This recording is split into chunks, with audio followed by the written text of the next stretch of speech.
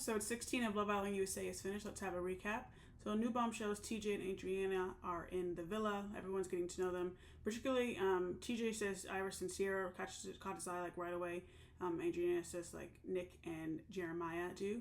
They all talk, all getting to know each other. People are open, things like that. Huda pulls Pepe for a chat, takes him to the speakeasy, and Hannah's a little bit like confused, and she's feeling away because it's like she didn't say anything to me first, and also I've been one of the ones who's been there for her the strongest, like comforting her when she's going through the Jeremiah situation and whatnot. And Huda's basically like talking to Pepe to see if he's open to get to know her, whatever. The next day there's this challenge. Well, let's not even get there yet. We'll talk about it in a minute. But Sierra and Nick have sex at nighttime. And there's some we'll talk about with them later. They both said they're open to getting to know the new bombshells and things like that. So that comes into play because there's a challenge in the daytime where that kind of is like you ask these questions, you like pour some milk over people, you like kiss people you're not coupled up with, all this kind of stuff. Nick gets picked for kisses a few times, kisses different people a few times. Same for Sierra, she gets picked or picks different people. Whatever it is, there's all that going on. Huda picks Pepe. She's single, so she picks Pepe to like do the competition with her. Everyone kisses at the end. Everyone who like does the challenge together. So she has that. She also kisses TJ in the challenge, and so there's some kind of things like that. Hannah's feeling a little bit more like again, Huda didn't speak to me yet or anything like that. After the challenge is over, people were kind of doing like a recap of things like that. Hannah's talking to Pepe about the situation.